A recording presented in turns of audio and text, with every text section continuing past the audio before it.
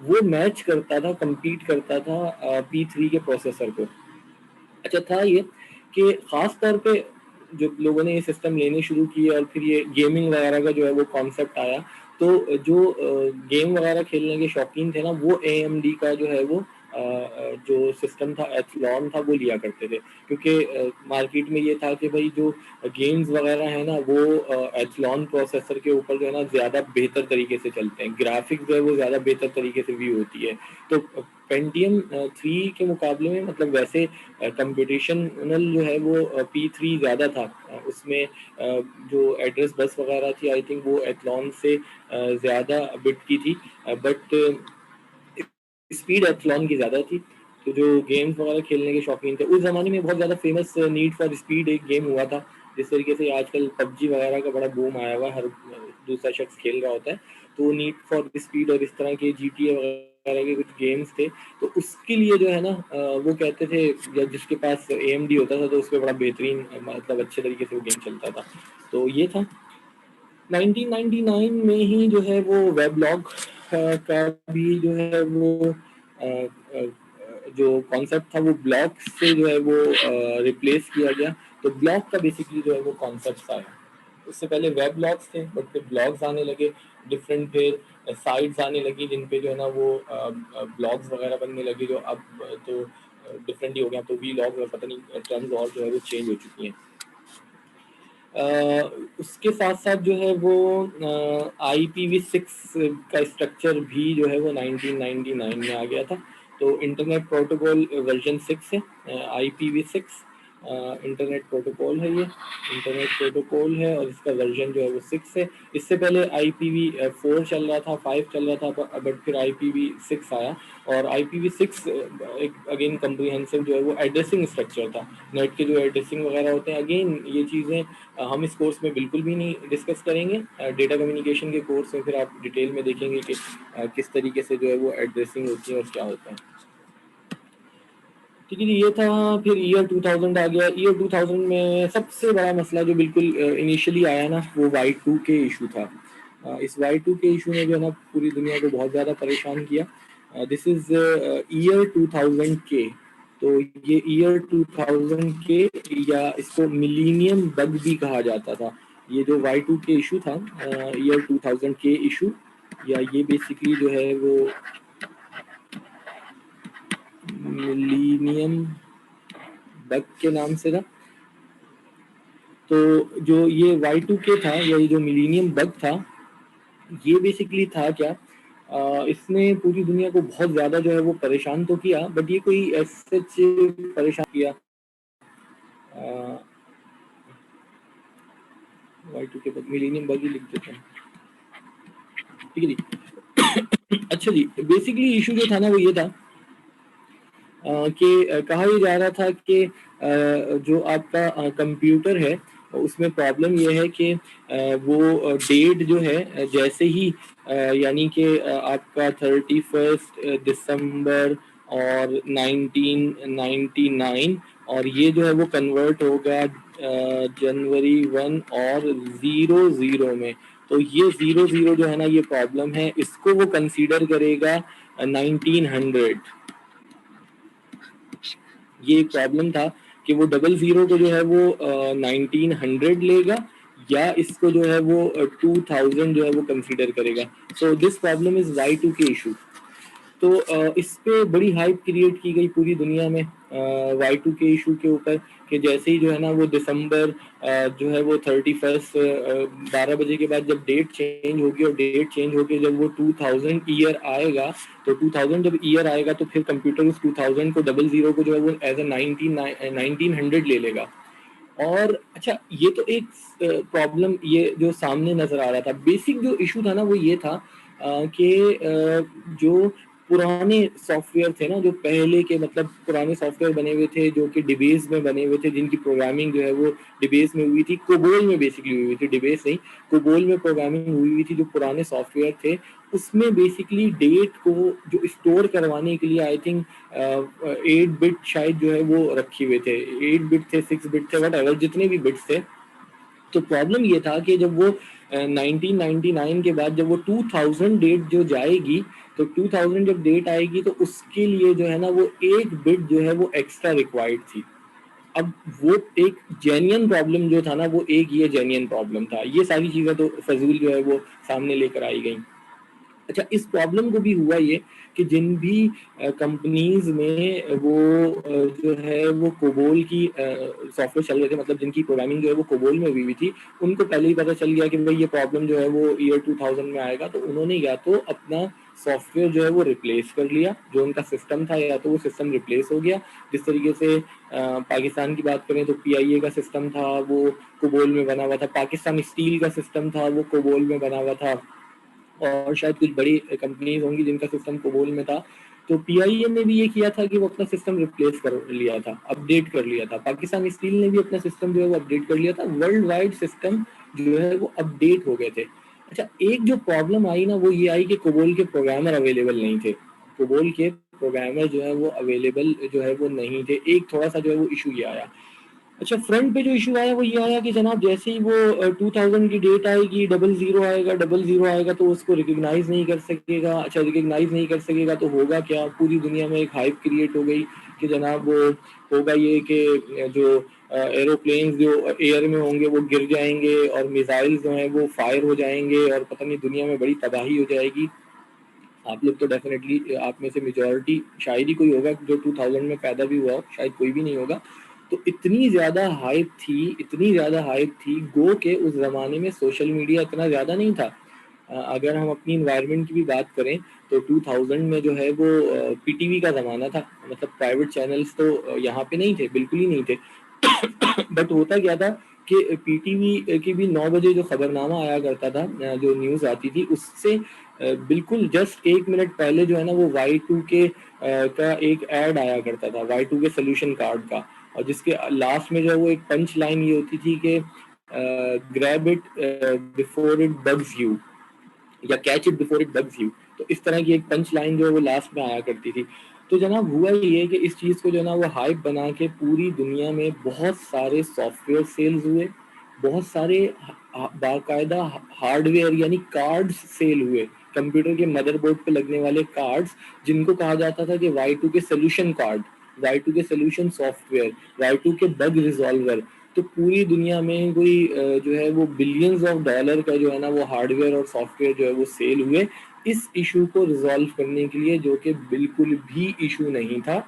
जिन companies में वो COBOL के सॉफ्टवेयर थे वो अपडेट हो गए थे, वो रिप्लेस हो गए थे, और बिल्कुल भी प्रॉब्लम नहीं था। मगर इतनी ज़्यादा हाइट थी कि जैसी 31st के बाद जो है वो 1 जनवरी 2000 जो है वो स्टार्ट होगी तो पता नहीं शायद आधी दुनिया जो है वो तबाह हो जाएगी। ठीक है, बहुत ज़्यादा ये एक हाइप थी। अच्छा, इवन के जो पर्सनल सिस्टम थे, अच्छा उनमें तो बिल्कुल इश्यूज थे ही नहीं ना, इश्यूज सिर्फ कुछ सिस्टम्स में थे, सॉफ्टवेयर में थे जो कि कोबोल बेस्ड थे।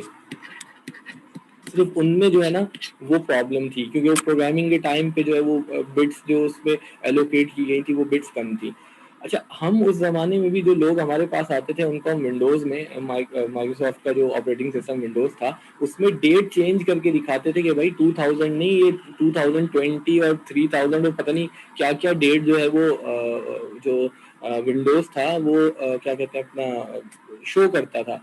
बट फिर भी लोगों को एक वो था कि नहीं पता नहीं क्या हो जाएगा। इवन के मेरे अपने जो फादर थे उन्होंने बड़ी सख्ती से कहा कि भाई ये जो है ना, मतलब सारी दुनिया पागल है, तुम ही एक होशियार हो, तो 1 जनवरी को सिस्टम खोलना नहीं है, ये 12 बजे से पहले बंद हो जाना चाहिए, और उसके बाद जो है ना फिर देखेंगे कि क्या होता है, उसके बाद ये सिस्टम ऑन होगा वरना ये ऑन नहीं होगा। तो सर एक हाइप क्रिएट की गई, और इस हाइप की बेस पे जो है वो बिलियंस ऑफ डॉलर का पूरी दुनिया में जो है वो बिजनेस हुआ। बट ऐसा कोई प्रॉब्लम नहीं थी, और कोई मेजर डैमेज जो है वो इससे नहीं हुआ। इनफैक्ट कोई डैमेज हुआ ही नहीं इससे। हाँ, जिन्होंने अपने सॉफ्टवेयर रिप्लेस नहीं, अपडेट नहीं किए होंगे अगर कुछ कंपनीज ने, तो बस उसमें ये हुआ होगा कि डेट उनकी जो है ना वो 00 उसने एक्सेप्ट नहीं की होगी, 2000 उसको एक्सेप्ट नहीं किया होगा, उसके अलावा कुछ नहीं हुआ। 2000 में ही जो है ना विंडोज़ 2000 आ गई। शायद हमने पहले भी बात की थी, विंडोज़ के जो वर्जन थे 3.0 था, 3.111, फिर 95 एक बड़ा चेंज था, 95 के बाद 96 97 था, वो जो है ना वो इंटरमीडिएट सी थे। बट 98 एक डिफरेंस आया था। फिर विंडोज 99 भी आई थी, बट फिर विंडोज 2000 तक जितने टूल्स थे वो मेन्यूज के अंदर हाइड थे, बट एक्सपी में जो है वो सारे सामने आ गए। और उसके अलावा फीचर्स भी इन्होंने एक्सपी में जो है वो काफ़ी ज़्यादा ऐड किए ऑफिस एक्सपी में। उसके बाद डीवीडी डिस्क वगैरह भी आ गई, डीवीडी राइटर्स ड्राइव्स भी आ गई थी, ठीक है जी। फिर उसमें DVD R -R plus DVD RAMs वगैरह ये भी आ गई थी, बट सही है, शायद राइटर्स वगैरह उस वक्त तक नहीं थे, बट रीडर्स जो है वो डिफरेंट उस पर अवेलेबल थे। डीवीडी में स्पेस डेफिनेटली सीडी के मुकाबले में जो है वो बहुत ज़्यादा थी। 2001 में OS X आ गया था, स्टिल OS X जो है वो चल रहा है, मैक कंप्यूटर्स में यूज़ होता है, इसके अभी भी डिफरेंट वर्जन जो है वो OS X के जो है जो है वो चल रहे हैं। अभी मुझे नहीं पता इसका कौन सा जो है वो वर्जन चल रहा होगा। जिस तरीके से विंडोज़ हमारे पास 9, 10 वगैरह वटेवर जो भी चल रहा है, तो ये वो 7 या 7 के बाद से या जो भी है उसी के फर्दर जो है वो आ रहे हैं। तो इसी तरीके से OS X भी है जो कि एप्पल वालों का है। आईपैड आ गया था 2001 में ही, तो अगेन ये भी एक बिल्कुल नई चीज़ थी जो आईपैड आई थी जो म्यूज़िक लवर्स थे उनके लिए। और इनिशियली इसमें कहा जा रहा है कि 5 GB की इंटरनल जो है ना वो हार्ड डिस्क थी आईपैड में, और वो स्टोर कर सकता था 1000 CD क्वालिटी सॉन्ग। अच्छा, CD क्वालिटी सॉन्ग जो होते हैं ना, ये क्या कहते हैं, इनका साइज जो है वो ज़्यादा होता है, या हाईएस्ट क्वालिटी के सॉन्ग होते हैं, और अराउंड जो है ना ये तकरीबन 70, 80, 90 MB के अराउंड जो है, तकरीबन 70, 80 MB के अराउंड एक सॉन्ग होता है साइज में, जो CD क्वालिटी सॉन्ग होता है। यानी इनिशियली जो CDs वगैरह जो है वो आती थी सॉन्ग्स की, वो CD क्वालिटी में होती थी, और वो बेसिकली उसकी एक्सटेंशन मेरे जहन से बिल्कुल स्लिप हो गई, अभी जहन में थी निकल गई। तो वो एक्सटेंशन एक डिफरेंट एक्सटेंशन के साथ होती थी, और एक नॉर्मल जो 650-700 MB की CD होती थी उसमें 10 सॉन्ग होते थे, सिर्फ 10 सॉन्ग होते थे, या 10 to 12 सॉन्ग होते थे, डिपेंड करता था उसके रनिंग टाइम के ऊपर, क्योंकि कुछ सॉन्ग जो है वो नॉर्मल सॉन्ग जो है वो 3 to 5 मिनट्स के होते हैं, कुछ जो है वो 7 to 8 मिनट्स के भी होते हैं। तो वो जो नॉर्मल एक CD थी उसमें 10 से 12 गाने हुआ करते थे। और फिर उसकी एक्सटेंशन अगेन मेरे जहन में नहीं आ रही। और फिर जब MP3 आई, तो सॉरी, MP3 जब हमारे पास इंट्रोड्यूस हुआ, तो इस MP3 ने जो है ना फिर काम बड़ा ख़राब कर दिया, या अच्छा कर दिया। तो MP3 जो है, MP3 ने तो फिर बिल्कुल ही ना सॉन्ग का साइज जो है वो 4-5 MB का कर दिया, 5 MB, 6 MB, again depend upon the running time और ड्यूरेशन। नॉर्मल जो है वो 5 MB के अराउंड में एक सॉन्ग होता है। अब 5 MB के अराउंड में अगर एक सॉन्ग है, तो फिर आप खुद हिसाब लगा लेंगे एक CD में जो है वो कितने सॉन्ग होंगे। 700 को 5 से आप डिवाइड करके देख लें, आपको नंबर्स पता चल जाएंगे। उसके बाद फिर RM भी आ गया था, रियल मीडिया जो था, तो RM ने तो और ही काम खराब कर दिया। ये तो बहुत ही छोटे छोटे से जो है ना वो सॉन्ग हुआ करते थे, 1 MB से भी कम के, बट क्वालिटी गिर रही है बेसिकली।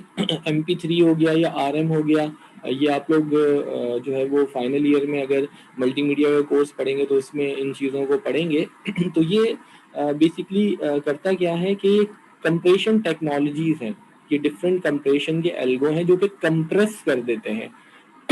तो वो सॉरी, कंप्रेस कर दिया। जब आप किसी भी डेटा को कंप्रेस करेंगे ना, आइदर वो वीडियो हो, ऑडियो हो, आइदर वो इमेज हो या कुछ भी हो, हर जो हमारे पास टाइप्स का डेटा है उसको कंप्रेस करने की जो टेक्निक्स हैं वो डिफरेंट है, क्योंकि डेटा डिफरेंट तरीके से जो है वो सेव होता है। तो जब आप डेटा को कंप्रेस करते हैं ना कुछ आप लूज कर जाते हैं, डेटा आप लूज करते हैं, डेटा लॉस करते हैं। जब डेटा लॉस करेंगे तो डेफिनेटली उसकी क्वालिटी जो है वो क्या होगी, वो गिर जाएगी। एक्सेप्ट जो आप टेक्स्ट की कंप्रेशन करते हैं, टेक्स्ट जो भी आपके पास है ना, वर्ड की फाइल्स हैं या इन पेज की फाइल्स हैं या PDFs हैं या और कुछ आपके पास टेक्सचुअल डेटा है, उसको आप जब कंप्रेस करते हैं तो वो लॉसलेस कंप्रेस होता है। ठीक है, लॉसलेस कंप्रेस का मतलब है आप उसमें कुछ भी लॉस नहीं करते, बट उसके अलावा ऑडियोज, वीडियोज, इमेजेस वगैरह इसको हम मल्टीमीडिया कहते हैं। मल्टीमीडिया के जो कंपोनेंट्स हैं, जब आप उनको कंप्रेस करते हैं तो वो लॉसी कंप्रेशन होती है। लॉसी कंप्रेशन का मतलब है कुछ ना कुछ आप लॉस करते हैं। तो खैर आईपॉड आ गया था जनाब, 5 GB के इंटरनल हार्ड डिस्क के साथ जो है वो आईपॉड अवेलेबल था। तो अगेन ये भी एक नई चीज़ जो है वो मार्केट में आई थी। स्टिल आईपॉड जो है वो आपको पता है कि चल रहे हैं। 2002 में जो एक बड़ी चीज़ आई वो ओपन ऑफिस आ गई थी। ओपन ऑफिस ने ज़िंदगी बड़ी आसान की। जो लोग यूज़ करते थे लिनक्स, जो लोग यूज़ करते थे सोलारिस, लिनक्स बहुत ज़्यादा यूज़ होता था। लिनक्स स्टिल बड़ी बड़ी ऑर्गेनाइजेशन माइक्रोसॉफ्ट का ऑपरेटिंग सिस्टम यूज़ नहीं करते थे। बेसिकली माइक्रोसॉफ्ट का जो ऑपरेटिंग सिस्टम है ना, जो विंडोज़ है, इसको वर्स्ट एवर ऑपरेटिंग सिस्टम कहा जाता है as compared to others operating system. Windows में बहुत प्रॉब्लम है, बहुत ज़्यादा। मतलब सिस्टम हैंग हो रहा है, रीस्टार्ट कर दो। बड़ी ऑर्गेनाइजेशन में ये नहीं हो सकता। आपके सर्वर में अगर जो है वो विंडोज़ है और आप सर्वर को रीस्टार्ट कर दें, ऐसा तो हो ही नहीं सकता। तो जो भी बड़ी बड़ी ऑर्गेनाइजेशंस थी उनके नेटवर्क्स पे लिनक्स ही रन होती थी, और अगर बड़े लेवल पे जाएं तो सोलारिस रन होती थी, जो आपको इससे पहले भी हमने डिस्कस किया था कि सन का एक ऑपरेटिंग सिस्टम है सोलारिस के नाम से। अच्छा, प्रॉब्लम ये था, लिनक्स हो गई, यूनिक्स हो गई, सोलारिस वगैरह हो गई, इसमें जो है ना जो ऑफिस के डॉक्यूमेंट्स थे वो ओपन नहीं हो सकते थे। यानी माइक्रोसॉफ्ट वर्ड का डॉक्यूमेंट हो गया, आपकी एक्सेल की स्प्रेडशीट हो गई, पावर पॉइंट ये हमारे पास जो है ये हो गई। चूंकि एक जो है वो जो एंड यूजर है, majority and user, more than 80% and user तो माइक्रोसॉफ्ट का ऑपरेटिंग सिस्टम यूज करते हैं। या अगर आप ऑफिस में लिनक्स भी यूज करें तो शायद आपके घर के सिस्टम पे जो है वो माइक्रोसॉफ्ट का ऑपरेटिंग सिस्टम होगा। अब माइक्रोसॉफ्ट का ऑपरेटिंग सिस्टम है, माइक्रोसॉफ्ट के आप सॉफ्टवेयर यूज कर रहे हैं, वर्ड प्रोसेसर जो एमएस वर्ड है, या स्प्रेडशीट जो कि एक्सेल है, या पावर पॉइंट प्रेजेंटेशन के लिए आप यूज कर रहे हैं। तो अब जो माइक्रोसॉफ्ट के ये जो फाइल्स हैं ना, ये सोलारिस में या लिनक्स में या यूनिक्स में ओपन नहीं हो सकती थी। अब वहां ओपन करने के लिए फिर कुछ यूटिलिटीज मार्केट में आई। जिस तरीके से मैंने आप लोगों से डिस्कस किया था कि एक वाइन के नाम से एक यूटिलिटी थी। वाइन क्या करती थी कि आपने वाइन इंस्टॉल किया और उसके बाद जो एमएस ऑफिस है वो आप लिनक्स में खोल सकते हैं, ओपन कर सकते हैं, या सोलारिस में ओपन कर सकते हैं। तो वो भी एक प्रॉब्लम था, फिर वो स्लो अलग हो जाता था, वो कन्वर्जन करता था। तो ओपन ऑफिस जो है ना जनाब, ओपन ऑफिस बेसिकली लॉन्च किया गया था किन के लिए? ये लॉन्च किया गया था सोलारिस के लिए, लिनक्स के लिए, मैक के लिए, इनके लिए लॉन्च किया गया था अंडर विंडोज। यानी जो हमारे पास माइक्रोसॉफ्ट ऑफिस के जो डॉक्यूमेंट्स थे ना, वो ओपन ऑफिस में ओपन हो जाया करते थे। तो अगर आपके पास लिनक्स है, आपके पास सोलारिस है, आपके पास कोई और ऑपरेटिंग सिस्टम है, तो आप ओपन ऑफिस इंस्टॉल करेंगे और आपके पास जो माइक्रोसॉफ्ट ऑफिस की फाइल्स है ना, वो ओपन ऑफिस उसे ओपन करके आपको दे देता था और सारे टूल्स आपको मिल जाते थे। तो एक ये जो है ना, वो ये एक चीज़ आ गई थी। अच्छा, ओपन ऑफिस इसलिए नहीं कह रहे कि वो माइक्रोसॉफ्ट के ऑफिस की चीज़ों को ओपन कर रहा है। बेसिकली ये ओपन सोर्स था, इसका कोड ओपन था।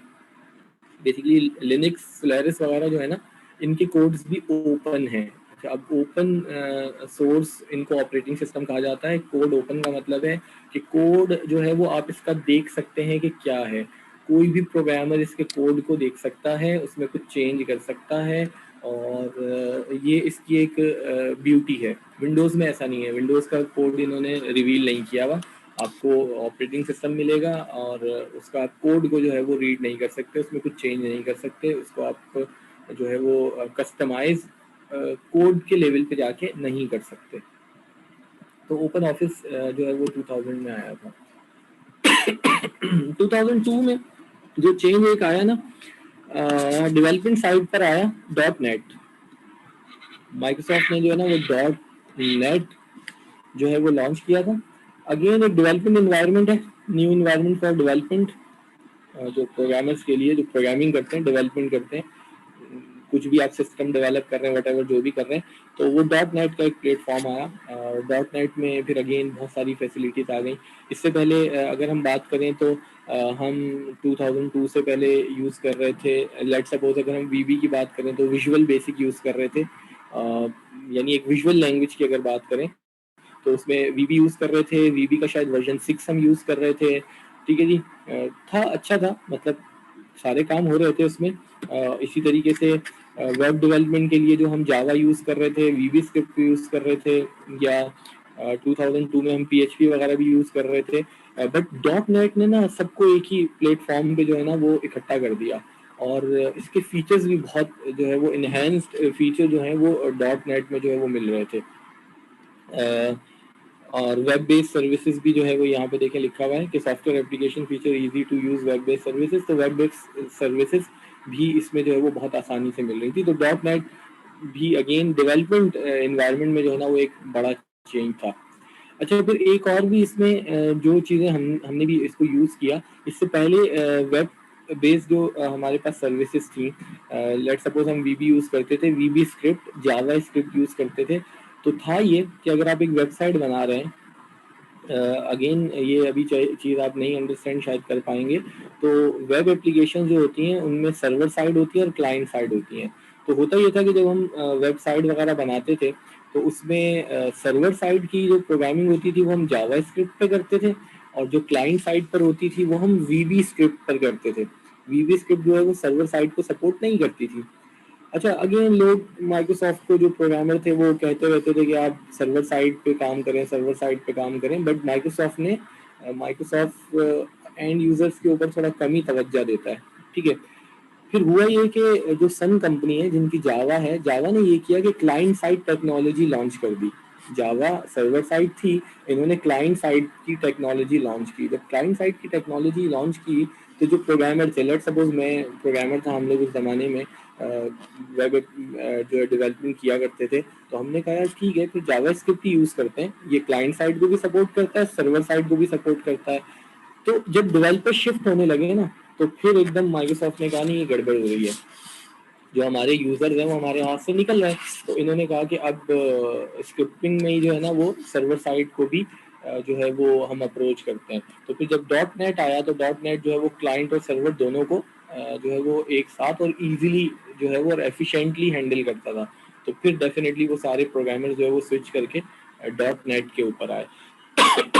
आइदर वो डेस्कटॉप एप्लीकेशंस के लिए थे या वेबसाइट एप्लीकेशंस के लिए थे। तो 2002 में डॉट नेट बेसिकली आया था। सॉरी। डीवीडी राइटर्स आ गए थे जनाब, जिन्होंने रिप्लेस किया सीडी राइटर्स को। डेफिनेटली डीवीडीज अवेलेबल थी, डीवीडीज का साइज सीडीज के मुकाबले में डेफिनेटली बहुत ज़्यादा है, बट राइटर्स अवेलेबल नहीं थे। तो फिर राइटर्स भी मार्केट में अवेलेबल हो गए, सो डीवीडी राइटर्स अवेलेबल हो गए। डिजिटल वीडियोस कैमरास भी इंट्रोड्यूस हो गए, बट वो उस ज़माने में जो डिजिटल कैमरास थे, एटलीस्ट हमारी इन्वायरमेंट में जो थे तो वो इतने अच्छे नहीं थे। मतलब बहुत ही लो मेगा पिक्सल्स के थे, 1 मेगापिक्सल या 0.5 मेगापिक्सल इस तरह के थे, क्वालिटी बहुत ख़राब थी। ठीक है जी। और अगेन स्टिल कैमरास की भी बात करें तो अगर आपने पिक्चर लेनी है तो आपने पिक्चर ले ली, फिर आप स्टिल उसी पोजीशन पे हैं, कोई 12, 15, 20 सेकंड तक आपने कैमरा को शेक नहीं करना, तस्वीर ख़राब हो जाएगी, क्योंकि वो मेगा पिक्सल्स बहुत कम थे, ठीक है। और वीडियो में भी बहुत ज़्यादा प्रॉब्लम्स थी, जर्की थी। जो हमने इससे पहले क्लास में डिस्कस किया था, जो हमने कहा था कि फ्रेम पर सेकंड बेसिकली है, तो वो फ्रेम सॉरी पर सेकंड बहुत लो था इनमें, बट अगेन इंट्रोड्यूस हो चुके थे और ये आगे थे। टैबलेट पीसी भी इंट्रोड्यूस हो गए थे जनाब 2002 में ही, जो टैबलेट पीसी थे वो आ गए थे। अच्छा, अगेन टच स्क्रीन मॉनिटर्स वगैरह वैसे अवेलेबल थे, और हमारे यहाँ पर भी आई थिंक 2001 या 2000 के बाद टच स्क्रीन मॉनिटर भी आ गए थे, ठीक है। और उससे पहले सबसे पहले जो टच स्क्रीन हमने देखी थी वो पीएफ का जो ये है म्यूज़ियम, यहाँ पे एक बहुत बड़ी सी टच स्क्रीन लगी हुई थी जिसपे वो डिफरेंट चीज़ें जो है वो प्रेजेंट कर रहे होते थे। तो वो एक डिफरेंट एक्सपीरियंस था, एटलीस्ट हम कंप्यूटर साइंस के जो यूज़र्स थे हमारे लिए, कि टच स्क्रीन है। तो वो फिर जो है वो टच स्क्रीन मॉनिटर्स भी अवेलेबल हो गए, और फिर बाद में तो ये जो टैबलेट्स वगैरह आए और ये सारी चीज़ें तो आ गई, और अब तो फिर बहुत ज़्यादा कॉमन है सारी, ठीक है जी। उसके साथ साथ 2002 में इंटेल ने जो है वो पेंटियम 4 चिप लॉन्च कर दी थी, और ये एचटी टेक्नोलॉजी पर थी। इससे पहले जो थे वो 86 जो थे वो थे, जो हमने शुरू में एक दफ़ा डिस्कस भी किया था और आपसे कहा था कि आप लोग जो है वो इसी आर्किटेक्चर को जो है वो आगे जाके डिस्कस भी करोगे। सॉरी, एक कोर्स आपका है कंप्यूटर आर्किटेक्चर एंड डिज़ाइन, तो उसमें कंप्यूटर आर्किटेक्चर एंड डिज़ाइन में जो है ना वो इस प्रोसेसर के जो है ये माइक्रो प्रोसेसर के आर्किटेक्चर को हमने भी पढ़ा था, आप लोग भी शायद यही पढ़ेंगे, ठीक है, क्योंकि बेसिक स्ट्रक्चर जो है वो ये है। बट पेंटियम 4 में जो है वो इन्होंने हाइपर थ्रेडिंग जो है ना वो लॉन्च किया था। तो हाइपर थ्रेडिंग जो है वो बेसिकली डिफरेंट थ्रेड्स के ऊपर काम करता है। अब ये थ्रेड्स भी बेसिकली कुछ होते हैं, चलिए ये भी अभी तो रहने दें, इसको फिर बाद में आप लोग देखेंगे। तो खैर इससे एफिशिएंसी जो है ना वो बहुत ज़्यादा बढ़ जाती है। जब ये थ्रेडिंग का कॉन्सेप्ट आया ना, तो ऑपरेटिंग सिस्टम ने जो है वो वर्किंग थ्रेडिंग में स्टार्ट की, और डिफरेंट थ्रेड्स होते हैं और वो थ्रेड्स जो है वो एग्जीक्यूट होते हैं, तो उससे जो है ना वो एफिशिएंसी बहुत ज़्यादा बढ़ गई। जो एग्जीक्यूशन टाइम है वो बहुत बहुत बहुत कम हो गया, मतलब बहुत ही कम टाइम में जो है वो एग्जीक्यूशन स्टार्ट हो गई, जो आपके टास्क हैं वो परफॉर्म होने शुरू हो गए। तो ये HP एक टेक्नोलॉजी है। तो P4 आ गया था, ठीक है जी। हार्डवेयर की बात करें, सॉफ्टवेयर में ये डॉट नेट एक चेंज था। सॉरी, 2003 में ऑफिस 2003 लॉन्च किया गया। अगेन जो ऑफिस 2000 था वो 2000 चलता रहा, बट 2003 भी अगेन एक बड़ा चेंज उसमें जो है था वो आया था। बहुत ज़्यादा जो है वो इसमें टूल्स, एडिशनल टूल्स जो है वो इंट्रोड्यूस किए थे 2003 में। मोर देन 400 मिलियन पीपल जो है वो 170 nation 70 language are using the version of this version 2003। अच्छा, 2003 में इन्होंने स्पीच रिकग्निशन वाला को भी जो है वो इंट्रोड्यूस किया था। गो के 2000 में इंट्रोड्यूस किया था स्पीच रिकग्निशन को, बट वो इतना ज़्यादा इफेक्टिव नहीं था। यानी आप अगर माइक में बोल रहे हैं तो वर्ड आपको टाइप करके देगा।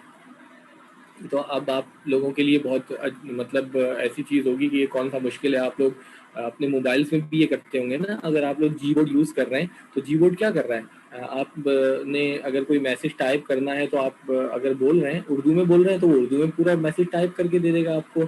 अगर आप इंग्लिश में बोल रहे हैं तो वो इंग्लिश में टाइप करके दे देगा।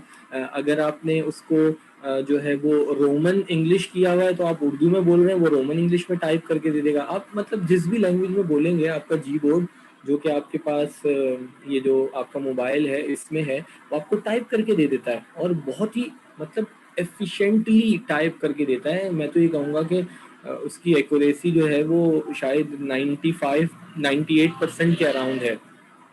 अच्छा, डिपेंड करता है, अगर आप उसको यूज़ करते हैं बहुत ज़्यादा फ्रिक्वेंटली तो वो आपकी स्पीच को जो है ना वो रिकग्नाइज करके रखता है और बहुत ही ज़्यादा एफिशिएंट आपको जो है वो रिजल्ट देता है। तो मैं काफ़ी अर्से से यूज़ कर रहा हूँ, तो जो बहुत अगर कुछ बड़े बड़े मैसेजेस होते हैं जस्ट बोलते गए और बोलने के बाद वो टाइप हो गया और उसको सेंड कर दिया।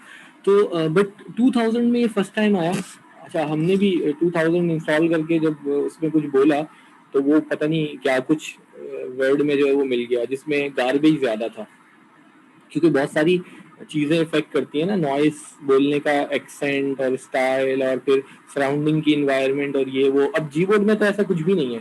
अगर आप में से शायद कुछ लोगों ने यूज़ किया और नहीं किया होगा तो आप लोगों के पास एंड्रॉयड है, जीबोर्ड इंस्टॉल करें, और इंस्टॉल करने के बाद जो है वो ज़रा आप देखिए कि वो किस तरीके से जो है ना वो इनिशियली एक आध दफ़ा तो आपकी वॉइस को ज़रा रिकग्नाइज करेगा, एंड देन उसके बाद वो बड़ा एफिशिएंटली आपको जो है वो रिजल्ट दे रहा होता है। तो 2003 में सॉरी, स्पीच रिकग्निशन को भी जो है ना बड़ा इनहेंस किया गया।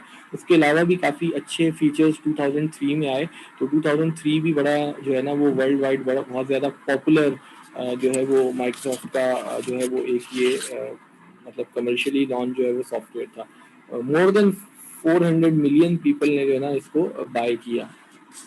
अगेन ये वो बाय करना है जो उन्होंने लाइसेंस वर्जन बाय किया होगा। अगर हम अपनी इन्वायरमेंट की बात करें तो हमने तो वही 100 रुपीज़ की पायरेटेड CD जाके परचेज की और उसके बाद जो है वो हमने उसको इंस्टॉल कर लिया था। ठीक है जी। अच्छा जी, ऐसा करते हैं, 1 मिनट से कम रह गया, जरा एंड करके वापस आते हैं, मीटिंग एंड करके वापस आ रहे हैं वापस।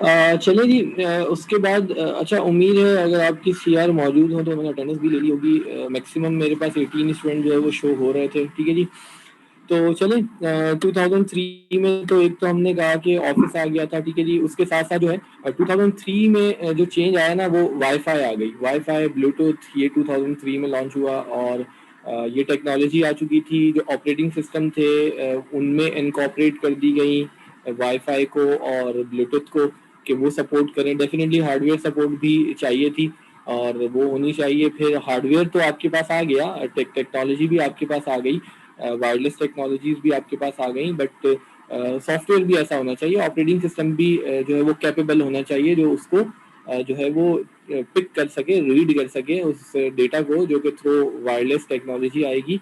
तो ओएस में भी इन चीज़ों को जो है वो इंक्लूड किया गया।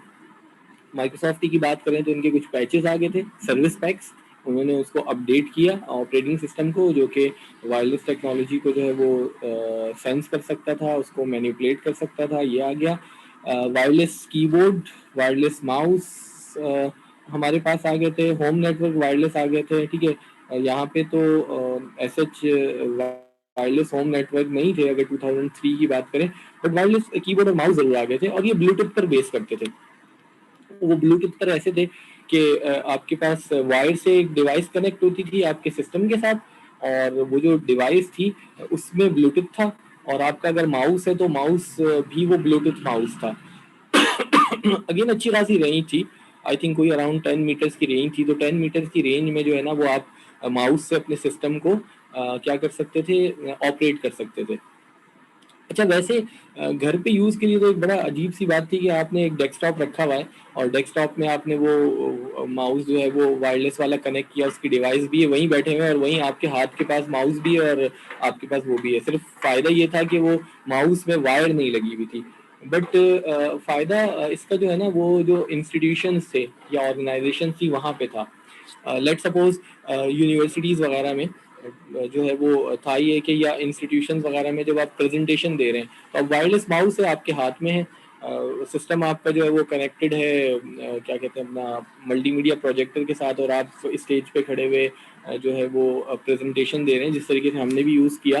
तो पहले होता ये था कि एक बंदा आपने सिस्टम पे बिठाया हुआ है और वो आपकी स्लाइड्स को जो है वो आगे पीछे कर रहा है, नेक्स्ट नेक्स्ट स्लाइड पे चले जाएं बोलना पड़ता था, नेक्स्ट नेक्स्ट प्रीवियस नेक्स्ट। अब वो माउस आपके हाथ में है और स्क्रोलिंग माउस है, तो आप स्क्रॉल करके जो है ना खुद ही उसे कंट्रोल कर रहे हैं। अब ऐसा नहीं कि आपको एक मैनुअली एक प्रेजेंटेशन के लिए दो बंदे रखने की ज़रूरत नहीं है। अगर आप एक हॉल में प्रेजेंटेशन दे रहे हैं तो एटलीस्ट हमने तो उस माउस को इसलिए जो है वो यूज़ किया। कीबोर्ड भी थे, वायरलेस कीबोर्ड थे, तो वो भी आ गए थे, इस तरीके से थे। होम के लिए 2002-3 में वायरलेस ऐसा हमारे यहाँ पे नहीं था। ये वाईफाई वगैरह ना थोड़ा सा लेट हमारे यहाँ पर जो है वो लॉन्च हुआ, जो अब आप लोग यूज़ कर रहे होते हैं। 2003 में जनाब आईटून ने जो है वो एप्पल ने आईटोन जो है वो लॉन्च कर दिया था, स्टोर आईटून के लिए। और इसमें कह रहे हैं offering more than 2 lakhs title under 0.99 each. तो $0.99 में जो है ना वो आप एक टाइटल यूज, मतलब सॉन्ग्स है ना, टोन्स है आपके पास, तो मोर देन 2 lakhs जो है वो, मोर देन 2 lakhs जो है वो डिफरेंट टाइटल्स आईटून स्टोर में उस जमाने में मौजूद थी। अब नहीं पता कितने हैं, अगर आप जाके देखें तो वो डेफिनेटली शायद मिलियंस और बिलियंस में टाइटल्स अवेलेबल होंगे। अच्छा, अगेन हम तो यहाँ पर वेबसाइट पे जाते हैं ना और हमने MP3 सॉन्ग है उसे सर्च किया, फ्री MP3 डाउनलोड, हम तो सर्च ही ये करते हैं फ्री MP3 और उसे डाउनलोड कर लेते हैं। बट जो है वो ऐसा होना नहीं चाहिए, और बाहर बहुत सारे उसमें ऐसा नहीं भी होता। आप पे करके जो है ना वो मूवीज़ या ऑडियोज़ वगैरह को जो है वो आप डाउनलोड करते हैं, बट हम तो यहाँ फ्री में करते हैं। खैर बाहर भी फ्री में डाउनलोड हो ही रहे होते हैं, अब पे बहुत सारे लोग कर भी रहे होते हैं, अकाउंट्स उनके होते हैं, और नहीं भी कर रहे होते, फ्री भी डाउनलोड कर रहे होते हैं। बट मेरे ख्याल से हम लोग तो शायद मोर देन 90% या मोर देन 95-98% फ्री में ही डाउनलोड करते हैं ऑडियोज़ वीडियोज़। हमारे यहाँ पे करने का कोई ऐसा कॉन्सेप्ट है नहीं। ठीक है, बट बाहर हैं लोग जो कि पे करके जो है वो चीज़ें डाउनलोड कर रहे होते हैं। चलिए जी, 2004 में लिखा हुआ आगे कि आईटून ने सोल्ड कर लिए थे नियरली 20 मिलियन सॉन्ग्स। तो देखें 20 मिलियन सॉन्ग्स वो सेल कर चुके थे। तो अगेन वो 20 मिलियन का मतलब है $20 मिलियन, क्योंकि एक सॉन्ग जो है वो $0.99 का है, तो नियरली 20 मिलियन, तो $0.1 अगर यानी 1 सेंट अगर आप उसमें से हटा दें तो वो कितने बनेंगे, मतलब मिलियंस ऑफ डॉलर की उनकी सेल हो चुकी थी आईटोन से, आईटोन पे एप्पल की। तो एक ये चीज़ थी। यूएसबी डिवाइसेस आ गई थी जनाब, फ्लैट डिवाइसेस आ गई थी 2004 में, ठीक है जी। फ्लैट पैनल एलसीडीज मॉनिटर्स आ गए थे। इससे पहले हमारे पास जो है वो मॉनिटर फ्लैट पैनल नहीं थे, मतलब एलसीडीज नहीं थी, सीआरटीज हमारे पास थी। एलसीडीज से पहले जो यूज हो रही थी उनको हम सीआरटी कहते थे, कैथोड रे ट्यूब, सीआरटी। ये जो नॉर्मल टीवी वगैरह होंगे आपने देखे होंगे बड़े बड़े से, स्टिल आप लोगों के घर पे मौजूद होंगे, मेरे घर पे 2 हैं जो सीआरटी टीवीज हैं, ठीक है जी। इनमें कैथोड रे ट्यूब, अगर आपने देखा हो वो स्क्रीन, और अगर कभी पीछे से डब्बा हटा के उसका देखा हो तो एक इस शेप में जो है ना, ये फ्रंट है स्क्रीन का, ये आपका टीवी की स्क्रीन है, और फिर अगर आप इसको खोल के देखें तो ये इस तरह करके है, और यहाँ कुछ कार्ड वार्ड लगे हुए और जो कुछ भी है, तो ये कैथोड रे ट्यूब कहलाती है। और ये कैथोड रे ट्यूब होती है, यहाँ पर एक गन होती है, और वो गन जो है वो क्या करती है, वो गन जो है वो इसके ऊपर लेजर से जो है ना वो बीम डाल के जो है वो पिक्चर बना रही होती है। ये आपका फ्रंट होगा, ये आपका टीवी है। अगर ये आपका इस तरीके से टीवी है और ये इसका फ्रंट है, तो बेसिकली इसमें ये कैथोड रे ट्यूब लगी हुई है। तो ये जो है इसका साइज भी इस वजह से ही बड़ा है कि कार्ड्स वार्ड्स तो जरा साइड वाइड में फिट हो जाते हैं, डिफरेंट जो कार्ड्स लगे हुए सारा साइज इसका है कैथोड रे ट्यूब का, इस वजह से इसका साइज, और ये बहुत हैवी भी होती है, तो भारी भी है आपका, ठीक है, जो टीवी है। तो इससे पहले सीआरटी चल रहे थे, बट एलसीडीज आ गए, लिक्विड क्रिस्टल डिस्प्ले, एक डिफरेंट टेक्नोलॉजी एलसीडीज में जो है ना वो आ गई थी, फिर ये एलईडीज वगैरह भी आ गई, फिर इसमें भी एचडी और ये वो और पता नहीं क्या कुछ आ गया। तो उससे पहले जो है वो सीआरटी मॉनिटर्स थे, but LCD monitor flat panels के साथ जो है वो आ गए। अच्छा, इसमें भी ये सीआरटी में भी जो है ना, पहले तो नॉर्मल सीआरटी चलते थे, फिर फ्लैट स्क्रीन सीआरटी आ गए। ये कर्व होती है ना स्क्रीन, आप अपने टीवी वगैरह पे देखिएगा कर्व होती है, फिर बिल्कुल फ्लैट आ गई थी, फ्लैट स्क्रीन जो है ना वो हमारे पास सीआरटी जो है वो आ गए थे, फ्लैट स्क्रीन। तो उसमें होता था ये बिल्कुल स्क्रीन फ्लैट है। अच्छा, फायदा सिर्फ इतना था कि जो कर्व होता है ना, तो इसमें ऑलमोस्ट 1 इंच जो है वो कर्व में चला जाता है। तो अगर आप ये कहें कि आपका मॉनिटर, हम ये कहते थे कि यार 14 इंचेस का है, तो वो 14 इंच, अच्छा मतलब वो डिस्प्ले पे 12-13 इंच 13 इंच आता है। अच्छा, फ्लैट स्क्रीन, अब अगेन उस जमाने में कहते थे हम मॉनिटर लेके आए, फ्लैट स्क्रीन है 14 इंचेस 16 इंचेस, तो वो होता ये था कि जब पूरी फ्लैट 16 इंचेस ही है, मतलब ये एक अजीब सी बात थी, आप लोगों को भी लगेगी, बट उस जमाने में कुछ कंपटीशन हमारी लोकल जो है वो इन्वायरमेंट में ऐसे ही होता था, और लोग कहते थे कि उसके पास फ्लैट स्क्रीन मॉनिटर है, देख के आते थे कि कैसा होता है फ्लैट स्क्रीन मॉनिटर, उसमें कर्व नहीं है स्क्रीन, ठीक है जी। तो ये कुछ ऐसी चीज़ें ही थी भाई। उसके बाद जनाब 2004 में RFIDs भी इंट्रोड्यूस हो गई थी हमारे यहाँ, तो अगेन बहुत देर से RFID आई, टेक्नोलॉजी आई, रेडियो फ्रिक्वेंसी आइडेंटिफिकेशन, और बहुत ज़्यादा यूज़ हुई RFID, बहुत यूज़ होती हैं। ये बड़े बड़े डिपार्टमेंटल स्टोर्स वगैरह जो है ये RFID यूज़ कर रहे हैं, और ये मेट्रो हो गया या इम्तियाज़ वगैरह हो गया, इम्तियाज़ में भी शायद, मेट्रो बहुत पहले से यूज़ कर रहे हैं, RFID टैग यूज़ करते हैं। तो अपने जो इनके पास जो इनके स्टोर में जो सामान होता है उनके साथ ये टैग्स लगाए होते हैं, तो वो जो मूव हो रहा होता है तो वो मूवमेंट पता चल रही होती है, ठीक है, ट्रैकिंग के लिए यूज़ होते हैं। बीजिंग ओलंपिक जो हुआ था, बीजिंग ओलंपिक किस ईयर में हुआ था मुझे एग्जैक्टली याद नहीं है। तो बीजिंग ओलंपिक्स में इन्होंने चाइना ने ये किया था कि एक ओलंपिक सिटी बनाया था बीजिंग के साथ ही ना। उस ओलंपिक सिटी में इन्होंने ये किया था कि जितने ऑफिशियल्स थे ना, ऑफिशियल्स को डेफिनेटली कार्ड प्रोवाइड किया जाता है जो कि उन्हें अपने जो है वो हैंग करना है, और वो कार्ड हैंग करके उन्होंने घूमना है। तो इन्होंने ये किया था कि हर कार्ड के अंदर जो है ना वो RFID लगाया हुआ था। जी जैन कुछ कह रहे हैं, पूछे बोले, मोहम्मद जैन, हैंड रेस किया आपने, कुछ नहीं, चले। अच्छा, बीजिंग ओलंपिक में उन्होंने ये किया था कि चाइना ने जितने ऑफिशियल्स थे वो अराउंड कोई मोर देन मिलियंस ऑफिशियल्स थे, एक पूरा सिटी उन्होंने अलग से बनाया था। पूरी उन्होंने ओलंपिक की 4 साल तैयारी की थी, अलग से स्टेडियम्स बनाए थे और सारा कुछ किया था जो भी था। तो वो इन्होंने किया ये था कि सिक्योरिटी पर्पस के लिए जितने ऑफिशियल्स को जो कार्ड्स दिए थे हैंग करने के लिए, जो गले में कार्ड हैंग किया जाता है जिसपे उसका नाम और डिपार्टमेंट और वट जो भी लिखा होता है, उसमें उन्होंने RFID टैग्स यूज किए थे। और फिर जगह जगह जो है ना इन्होंने RFID रीडर लगाए हुए थे। तो होता ये था कि वो पूरा सिटी जो बना था उसमें जितने भी मिलियंस ऑफ पीपल्स थे, वो जहाँ भी जो भी पर्सन जा रहा होता था ना वो ट्रैक हो रहा होता था। तो वो कार्ड उनके गले में होता था और जगह जगह डिवाइसेस लगी हुई थी, रीडर लगे हुए थे, वायरलेस जो है वो रीडर होते हैं। अच्छा, इसमें भी दो तरह के होते हैं, एक्टिव और पैसिव RFIDs होती हैं, और हर बंदा उन्होंने ट्रैक किया था। तो इतने बड़े पैमाने पे उन्होंने RFIDs को जो है वो यूज़ करते हुए ये सारा काम किया, और फर्स्ट टाइम जो है ये हुआ था। ठीक है जी। अदरवाइज कमर्शियली यूज़ हो रहे होते हैं। अच्छा, अभी भी बहुत सारी ऑर्गेनाइजेशन वगैरह में जो है ना RFID कार्ड्स हैं। तो सिंपल स्मार्ट ऑफिसेज वगैरह जो है ना, वहाँ पर जब स्मार्ट ऑफिस का कॉन्सेप्ट आया तो उसमें RFID यूज़ हो रहे थे। मतलब आप जिस तरह मेरे पास ऑफिस कार्ड है अब होता ही है कि मैं सुबह अपने ऑफिस जाता हूँ, मैनुअली रजिस्टर में अटेंडेंस लगा देता हूँ। ठीक है जी। या हमने बात की कि पाकिस्तान स्टील ने पंच कार्ड अटेंडेंस सिस्टम एक इंट्रोड्यूस कराया था, वो एक ज़माने पहले जो है वो इनिशियल 80s में उन्होंने उसको इंट्रोड्यूस किया था। ठीक है।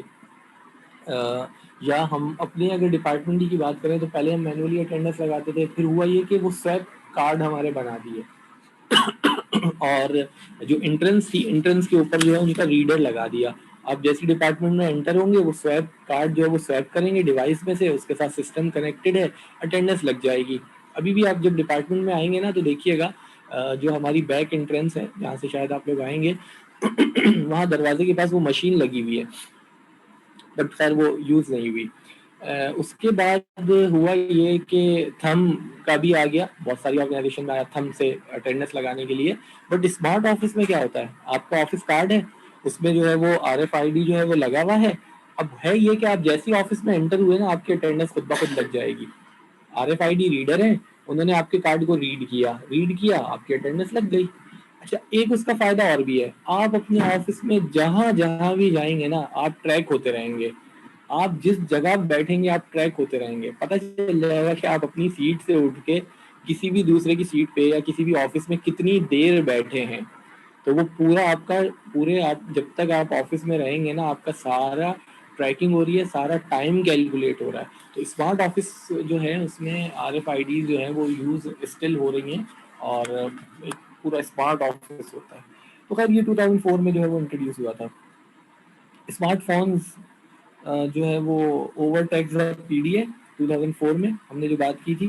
किसी ने पूछा भी था PDA वो पर्सनल डिजिटल असिस्टेंट कि क्या है, तो हमने कहा था वो डायरी टाइप के इनिशियली जो आ गए थे, तो वो एक तरह से डिजिटल डायरी थी बट फिर ये PDA भी इन्हेंस हुए कि इसमें ये आ जाए वो आ जाए। जिस तरीके से मैंने आप लोगों के साथ शेयर किया था कि पेजर एक ज़माने में आ गए थे, और ये तो पेजर तो पाकिस्तान में 97 98 वगैरह की बात है। 99 में हम यूनिवर्सिटी में थे, तो हमारे साथ एक हमारा क्लास फेलो था, उसके पास पेजर था, DC पेजर कंपनी थी, उसका पेजर था। और वो 99 का जो वर्ल्ड कप हो रहा था, तो स्कोर अपडेट आता था पेजर पे। तो वो हम लोग क्लास में बैठे होते थे, तो उससे जो है ना अपडेट लेते रहते थे। उसके पास मैसेज आ जाता था, थोड़ी थोड़ी देर के बाद कोई आउट हुआ तो अपडेट आ गया, या एक दो ओवर के बाद स्कोर का अपडेट आ जाता था। तो वो पेजर जो था उसमें सिर्फ मैसेज आता था, और उसमें पहले से कुछ मैसेजेस स्टोर होते थे प्री डिफाइंड, जो कि आप किसी भी नंबर पे सेंड कर सकते थे, पेजर के नंबर पे, यानी रिसीविंग एंड पर भी पेजर होना चाहिए। तो पेजर थे, फिर PDAs आ गए थे, फिर PDAs और इनहेंस हुए। अच्छा, टैब्स आए जिस तरीके से हम बात करें, फिर टैब में सिम भी लगने लगी, सिम वाले टैब भी आए थे, विदाउट सिम टैब भी आए थे। अब तो खैर ये चीज़ें बिल्कुल डिफरेंट ही, अब तो आपके मोबाइल टैब से ज़्यादा अच्छे हैं। तो PDAs को स्मार्टफोन ने जो है ना वो रिप्लेस किया था 2004 में। ठीक है जी। एप्पल ने iMac G5 अगेन ये उनका कोई सिस्टम है वो लॉन्च किया, इसका हमें नहीं पता। ठीक है जी, कुछ चेंज है। 2005 एप्पल ने iPod का कोई नया लेटेस्ट वर्जन जो है वो रिलीज किया। उसके साथ साथ जो है माइक्रोसॉफ्ट ने विजुअल स्टूडियो लॉन्च किया था 2005 में। अगेन .NET के बाद जो विजुअल स्टूडियो आया था ना, तो इस विजुअल स्टूडियो में बहुत सारी डिफरेंट विजुअल लैंग्वेजेस को एक साथ कर दिया था। वो सी शार्प थी, वो डॉट नेट में वीबी डॉट नेट थी, वट। तो ये विजुअल स्टूडियो एक बड़ा कम्प्रीहेंसिव एक स्टूडियो था जो कि डेस्कटॉप और जो है वो वेब एप्लीकेशन के लिए एक इन्होंने लॉन्च किया था। ये भी बड़ा फेमस हुआ। स्टिल विजुअल स्टूडियो पे बहुत लोग काम करते हैं और इसने भी डेवलपर्स को जो है ना बहुत ज़्यादा फैसिलिटेट किया था। एक्सबॉक्स आ गया था जनाब, ये भी माइक्रोसॉफ्ट ने लॉन्च कर दिया था। गेम कंसोल, ठीक है, शायद आप में से कुछ लोगों ने यूज़ भी किया हो, स्टिल में भी यूज़ करते होंगे, शायद कुछ के पास होगा एक्सबॉक्स। तो एक गेमिंग कंसोल था। ब्लॉगिंग और पॉडकास्टिंग बिकम मेन स्ट्रीम। तो ब्लॉगिंग बहुत ज़्यादा फिर मेन स्ट्रीमिंग में आ गई थी। बेसिकली हुआ ये था कि 2005 या 2005 के बाद की हम बात करें ना, या 2005 से पहले की बात करें, तो पहले हमारे पास होती थी वेबसाइट्स। अगेन वैसे ही डिस्कस कर लेते हैं। अगेन आप एक कोर्स पढ़ेंगे जो है वेब डेवलपमेंट का, आपका एक कोर्स होगा WD, उसमें आप ये पढ़ेंगे। पहले होती थी वेबसाइट्स और वेब डिज़ाइनिंग, वेबसाइट्स होती थी जिनको आप डिज़ाइन करते थे या डेवलप करते थे। बाद में जो है ना ये कॉन्सेप्ट कन्वर्ट हो गया वेब एप्लीकेशन में। तो वेबसाइट जो है वो वेब एप्लीकेशन से रिप्लेस हो गई। ठीक है जी, इनमें बहुत ज़्यादा डिफरेंस है। Website something different and web application different. तो ये जब विजुअल स्टूडियो आया और इसने जो है वो किया, एक तो इसने बहुत ज़्यादा फैसिलिटेट किया। फिर इससे पहले ब्लॉग्स वगैरह होते थे, बट जब ये वेब एप्लीकेशन आ गई तो ये ब्लॉग्स और मेन स्ट्रीम में आ गए। अच्छा, फिर सोशल मीडियाज़ वगैरह भी आ गए। यानी वेबसाइट एक वेबसाइट है, हम सॉरी, वेब डेवलपमेंट का कोर्स मैंने भी 3-4 दफ़ा या 4-5 दफ़ा 4-5 डिफरेंट बैचेस को पढ़ाया। तो उस वक्त पुरानी बात 2005 में, 6 में, 7 में, 8 में इस तरह मैंने पढ़ाया था।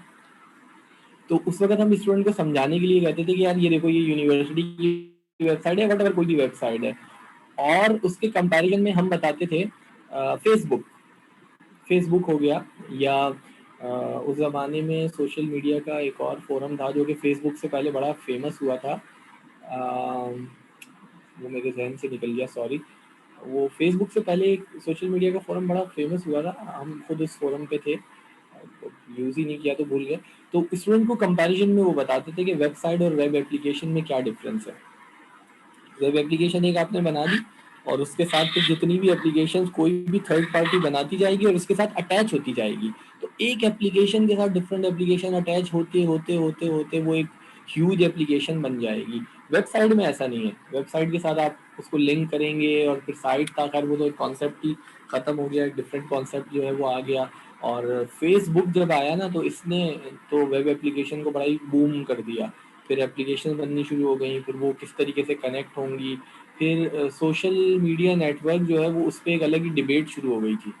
और जो सोशल नेटवर्किंग है वो बिल्कुल एक अलग ही एक सब्जेक्ट हो गया था। और फिर जो अगर फेसबुक की हम बात करें तो फिर जो इसने जो कॉन्सेप्ट दिया ना, वो F का, फ्रेंड ऑफ फ्रेंड।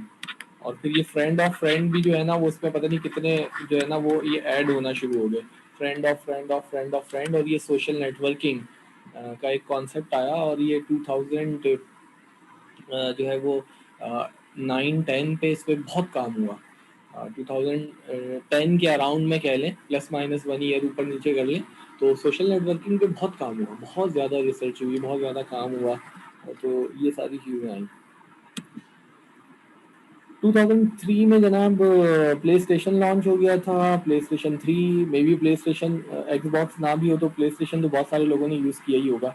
आपके पास होगा, आपके कहीं कजन वगैरह के पास होगा, आपने यूज़ किया होगा, देखा होगा। ठीक है जी, उसके साथ साथ Google become the most use search engine, capturing 54% of market share. अच्छा, गूगल से पहले जो है ना वो याहू यूज़ होता था सर्च इंजन के लिए। याहू सर्च इंजन यूज़ होता था, जो ज़्यादातर यूज़ होता था। एल्टा विस्टा एक सर्च इंजन यूज़ होता था। अच्छा, इवन के जो गूगल जब आया ना तो गूगल बैक एंड पे एल्टा विस्टा को यूज़ करता था, एक सर्च इंजन था एल्टा विस्टा के नाम से।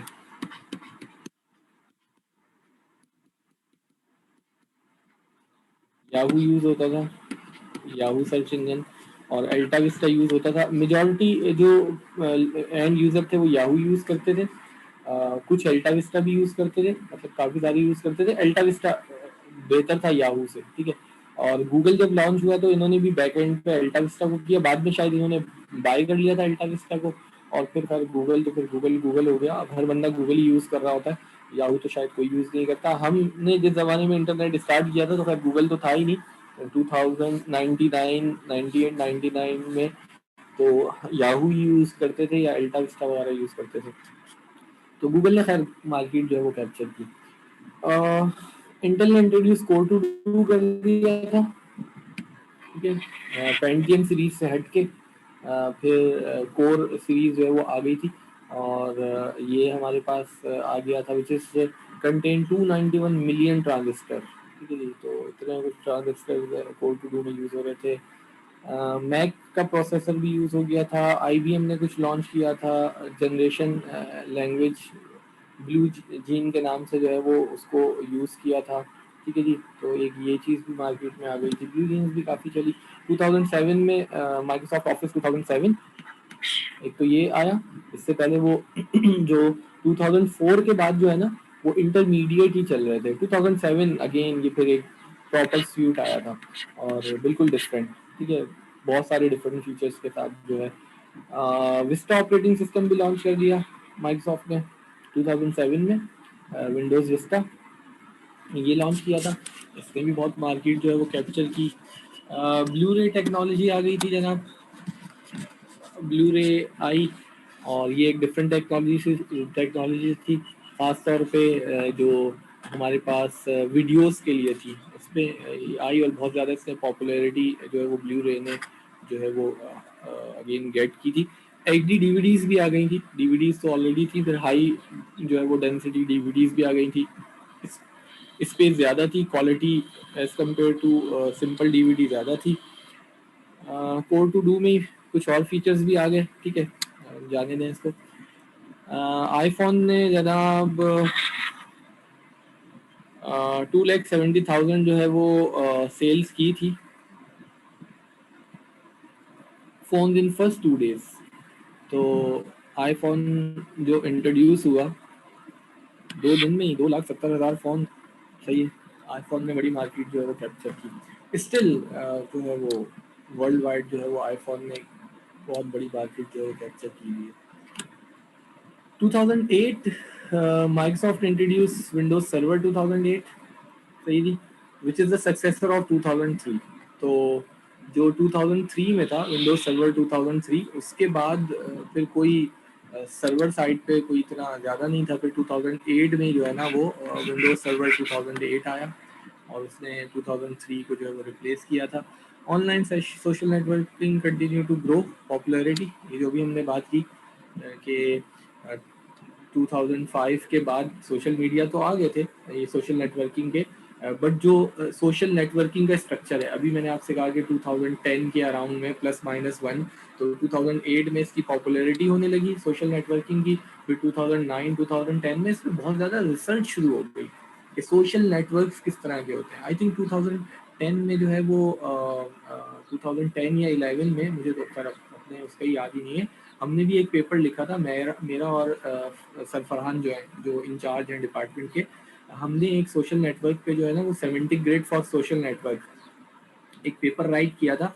और उस पेपर को मैंने जो है वो क्या कहते हैं अपना प्रेजेंट किया था इसमें क्या नाम है जो हमारी यूनिवर्सिटी है, कौन सी, मेहरान यूनिवर्सिटी में। तो मेहरान यूनिवर्सिटी में एक इंटरनेशनल कॉन्फ्रेंस भी थी, IEEE ने कराई थी। तो उसमें एक पेपर प्रेजेंट किया था मैंने, research paper, social network, semantic grid for social network, क्योंकि फरहान साहब ने अपने MS में जो है वो सेमेंटिक ग्रिड के ऊपर काम किया था और मैं उस ज़माने में सोशल नेटवर्किंग पे वर्क कर रहा था। तो हमने एक पेपर राइट किया था semantic grid for social network. Semantic grid भी एक नेटवर्क का ही टाइप है, ग्रिड एक नेटवर्क का टाइप है। तो उसको हमने रिलेट किया था, उसका एक आर्किटेक्चर दिया था सोशल नेटवर्क के लिए। उसको इंटरनेशनल कॉन्फ्रेंस हुई थी, उसमें हमने प्रेजेंट किया था और उस पेपर को सेकंड बेस्ट रिसर्च पेपर का अवार्ड भी मिला था मेहरान यूनिवर्सिटी में। वो उसको प्रेजेंट मैंने किया था। राइटर्स में मैं, सरफरान और एक और थे शाहाब साहब, वो फास्ट में हुआ करते थे फास्ट यूनिवर्सिटी में आजकल वो जिन्ना यूनिवर्सिटी फॉर वुमेन के डीन है, शहाब साहब, मोहम्मद शहाब, ठीक है, शहाब सिद्दीकी। तो हम 3 राइटर्स थे, सेकंड हमें उस पे बेस्ट रिसर्च पेपर का अवार्ड भी मिला था। तो उस ज़माने में ये ग्रो कर रहा था, फिर सोशल नेटवर्क्स और बैक हैंड पे क्या है, किस तरीके से है, फ्रेंड ऑफ फ्रेंड क्या है, किस तरीके से नेटवर्क बनेगा, ये काम 2000 के अराउंड में बहुत ज़्यादा हुआ। ठीक है जी, माई स्पेस था, फेसबुक था, ट्विटर बाद में आया, ठीक है, ये आ गया। उसके बाद कंबाइंड सोशल नेटवर्किंग वेबसाइट के टोटल 1 मिलियन यूज़र हो गए थे। तो ये 1 बिलियन यूज़र जो है वो इसके ऊपर आ गए थे। अच्छा, 2010 के बाद जो है ना वो सेकंड लाइफ का भी कॉन्सेप्ट आया, इस पे भी बड़ा दुनिया में काम हुआ। अगर आप गूगल करके देखेंगे तो सेकंड लाइफ भी एक सोशल नेटवर्क है और एक 3D सोशल नेटवर्क है।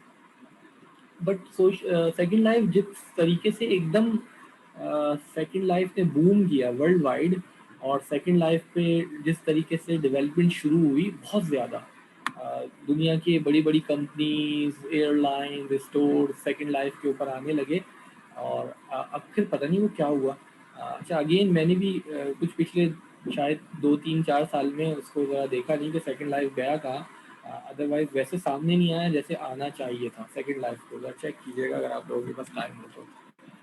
यूट्यूब कंटिन्यूसली गेन किया यूज़र का। अगेन यूट्यूब भी 2005-6 के बाद इसने जो स्टार्ट हुआ, पहले इतना ज़्यादा पॉपुलर नहीं था, बट 2008 में कहा जा रहा है कि कंटिन्यू चलता रहा और यूज़र ने बहुत ज़्यादा किया। अगेन आई थिंक 2012 या 13 ही की बात है, उस ज़माने का एक नेट स्पाइडर में ही देखा था कि पता नहीं पर सेकंड के हिसाब से जो है ना वो कितने यूज़र्स इसके ऊपर आते हैं। तो यूट्यूब खैर एक बहुत बड़े यूज़र्स को कंटेन करता है, अब तो एक ह्यूज जो है ना वो वीडियो का ऑनलाइन डेटाबेस है। वाईमैक्स लाइव हो गया था, ठीक है जी, ये भी हो गया था। और एवरेज स्पीड इसकी 2 to 4 MB थी, MBPS। अगेन वो डिपेंड करता है आपके इंफ्रास्ट्रक्चर के भी ऊपर, ठीक है। कंप्यूटर फॉर इंडिविजुअल यूज़, इसकी अगर हम बात करें तो डेफिनेटली सब जगह यूज़ हो रहा है। अब ये सिस्टम्स, ये मॉनिटर, ये तो आपको देखने को भी नहीं मिलेंगे। हर जगह आपको कंप्यूटर नज़र आ रहा है, जो कि हमने पहले भी बात की, आपके हाथों में है। आप ये क्लास जो ले रहे हैं, उसामा आप फिर कुछ पूछ रहे हैं, पूछिए। सर वाईमैक्स क्या था? वाईमैक्स क्या है?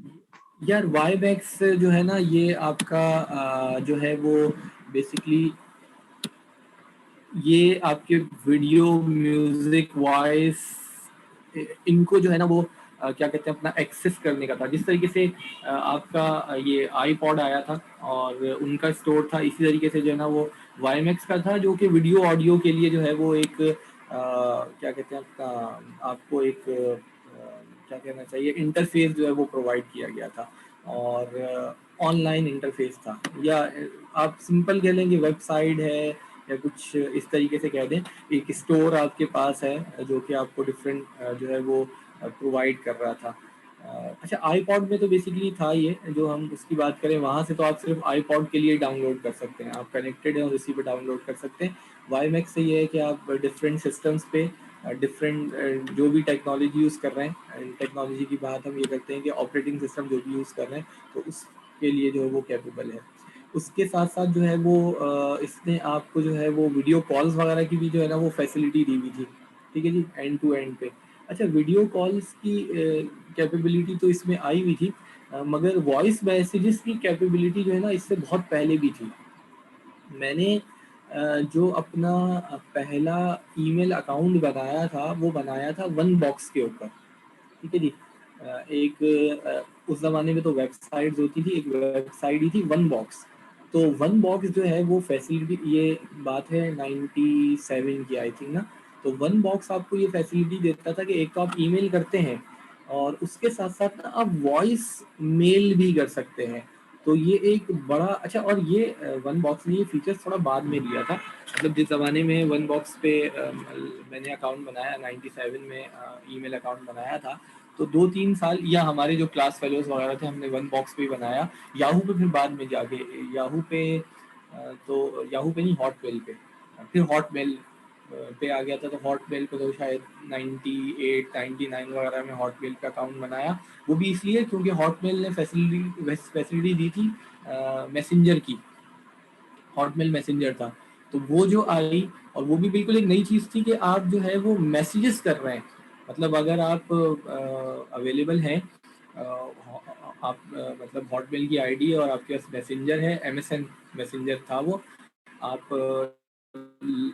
ऑनलाइन है, लॉगिन है, और आपकी लिस्ट में जो बाकी पर्सन है वो भी लॉगिन है, तो आप उनसे मैसेजेस कर सकते हैं। यानी जिस तरीके से हम लोकल एरिया नेटवर्क पे मैसेज करते थे कि किसी भी सिस्टम पे मैसेज कर दिया, वहाँ से जवाब आ गया, तो इंटरनेट पे मैसेजेस वगैरह करने का ना चैटिंग का कॉन्सेप्ट इससे पहले नहीं था। ये कॉन्सेप्ट जो है वो एटलीस्ट हमारी यहाँ पे तो 98 99 2000 में, 2000 के अराउंड में आया कि आप मैसेजेस कर रहे हैं, आपने इधर से मैसेज किया, उधर से जवाब आ रहा है। तो एक बड़ी यूनिक चीज़ थी ये। अच्छा, वन बॉक्स ने वॉइस ईमेल का एक ऑप्शन दिया हुआ था कि आप रिकॉर्ड करके भेज देंगे, तो भी एक बड़ी जो है वो अच्छी सी फैसिलिटी थी। और फिर वन बॉक्स ने ये किया कि उस पर चार्जेस अप्लाई कर दिए, तो आप वॉइस मैसेज सिर्फ पे करके कर सकते हैं।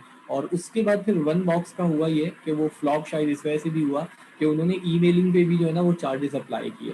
तो जब ईमेल पे चार्जेस अप्लाई हुए ये 2000 के अराउंड में ही, तो फिर हम स्विच करके चले गए हॉटमेल की तरफ, हॉटमेल पे हमने आईडी बना दी। जी साकिब कुछ कह रहे हैं? साकिब, माई स्पेस के बारे में कुछ बताएं, क्या चीज थी ये? किसके बारे में, सॉरी दोबारा बोलिएगा। माई स्पेस के बारे नहीं नहीं, माए तो समझ में में। आया, आगे समझ में नहीं आ रहा। माए मैसेज ही माई कर दो। स्पेस कह रहे हैं सर, माई स्पेस।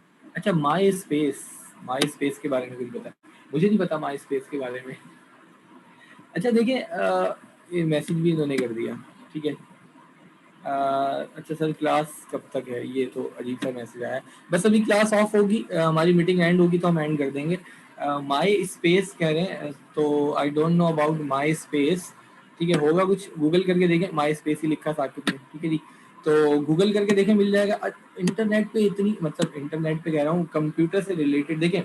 अगेन मैं हमेशा से, मैं 2000 जनवरी 2005 से तो यहीं पे पढ़ा रहा हूँ। 2004 से मैं कंप्यूटर के स्टूडेंट्स को पढ़ा रहा हूँ, ठीक है जी। तो हमेशा मैं स्टूडेंट से कहता हूँ कि मतलब इतनी सारी चीज़ें, ख़ास तौर पे ये वाला जो कोर्स है ना, ये कोर्स आसान भी है और मुश्किल भी है। मुश्किल इसलिए है कि इतनी ज़्यादा डेवलपमेंट है कि पता नहीं क्या कुछ है। अच्छा, अब अगेन चूँकि मैं अगर पर्सनली बात करूँ तो 93 में मैंने सिस्टम बाय किया, और बहुत सारे चीज़ें हमने यूज़ की जो उस ज़माने में थी, जो कि कमांड लाइन के ऊपर वर्क करती थी। एंड देन फिर चूँकि माइक्रोसॉफ्ट के हम यूज़र बन गए, तो माइक्रोसॉफ्ट से रिलेटेड, और फिर इंटरनेट भी बिल्कुल शुरू में यूज़ किया, तो बहुत सारी चीज़ें। अदरवाइज़ तो इतनी चीज़ें हैं, इतनी चीज़ें हैं कि आप नहीं कर सकते। अच्छा, इसमें भी बहुत सारी मैक वगैरह से, सोलारिस वगैरह से रिलेटेड काफ़ी सारी चीज़ें ऐसी आई जो मैंने कहा कि ठीक है यार, कुछ होगी, कुछ लॉन्च किया, नहीं पता, ठीक है। तो अदरवाइज़ इतनी सारी चीज़ें हैं कि कुछ पता नहीं, आप गूगल करके कुछ भी लेकर आए और मुझसे पूछें तो वो डेफ़िनेटली मुझे नहीं पता होगी। तो उसका बेस्ट वे यही है कि आप गूगल करके ही पूछ लें। हमारे साथ एक टीचर होते थे बासित साहब, वो अब यहाँ नहीं है, चले गए। तो वो हमेशा ही कहते थे कि शेख गूगल को सब कुछ पता है। तो डेफिनेटली शेफ गूगल को सब कुछ पता है। बट अगेन ये ध्यान में रखें कि इंटरनेट पे जो जो कुछ भी अवेलेबल है वो सारा अथेंटिक नहीं है। आप कुछ भी अगर राइट कर देते हैं किसी भी ब्लॉग में, किसी भी साइट पे, किसी भी कहीं भी, आप एक अपनी वेबसाइट बना के लॉन्च कर देते हैं और वहाँ पे कुछ भी उल्टा सीधा लिख देते हैं, तो जब आप उसको सर्च करेंगे तो मिल जाएगा। इसकी एग्जांपल मैं हमेशा लोगों को ये देता हूँ कि लेट सपोज सपोज कि कोई वेबसाइट बनाए और बना के उसमें लिखे कि दिन में जो है वो 3 नमाज़ें फ़र्ज़ हैं, इस्लामिक वेबसाइट बना दें, या दिन में जो है वो 6 नमाज़ें फ़र्ज़ हैं। अब अगर कोई सर्च करेगा और लिखा हुआ मिल जाएगा कि जी दिन में सिर्फ आपने 3 नमाज़ें पढ़नी है, तो हमारे यहाँ तो लोगों का एक तो ये भी कॉन्सेप्ट है कि जी जो इंटरनेट पे वेबसाइट पे पढ़ लिया उस पर फिर बिलीव भी कर लेते हैं ना, फटाफट ईमान भी ले आते हैं कि नहीं हमने तो इंटरनेट पे देखा था वो सही होगा। तो इंटरनेट पे मेजॉरिटी ऑफ इंफॉर्मेशन है वो रॉन्ग है। ख़ास तौर पे जो ओपन साइट्स हैं, जो ओपन ब्लॉग्स हैं, उन पे जो इंफॉर्मेशन है वो ऑथेंटिक है या नहीं आप नहीं बता सकते। तो एक ये बड़ा इशू जो है ना वो इंटरनेट का ये भी है। तो ये भी है, शेयर गूगल को सब कुछ पता है, मगर वो जो गूगल है वो आपको सही गलत सब कुछ दे देगा, फिर देखना उसमें से आपने है कि उसमें क्या सही है और क्या सही नहीं है, ठीक है। सो यहाँ पर बात कर रहे थे तो computer can be share bye multiple user but can be use by only one person at a time. जो इंडिविजुअल यूजर हमारे पास जो कंप्यूटर हुआ करते थे, देन जो है वो फिर इंडिविजुअल यूज के लिए जो है वो ये चीज़ें हमारे पास आ गई, ठीक है जी। Desktop component, work station, notebook वगैरह ये सारे आ गए थे। फिर मल्टीपल यूजर भी हमारे पास आ गए कंप्यूटर। अगर कंप्यूटर की हम बात करें, जो इंडिविजुअल यूजर कंप्यूटर थे उनके लिए जो ऑपरेटिंग सिस्टम थे वो भी सिंगल यूजर ऑपरेटिंग सिस्टम थे, ये हम आगे जाके इसी कोर्स में पढ़ेंगे।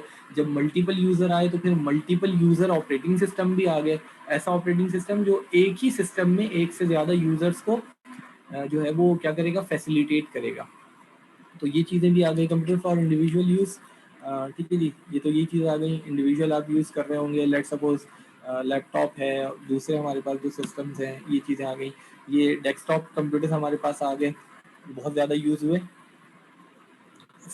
सिट ऑन अ डेस्क और फ्लोर, ये बात हम पहले कर चुके हैं, क्योंकि इसको डेस्कटॉप इस वजह से ही कहा जाता है क्योंकि आपका सिस्टम जो है वो डेस्क के टॉप के ऊपर है, और लैपटॉप है तो वो लैप के टॉप के ऊपर है, आपने इसको रखा हुआ है।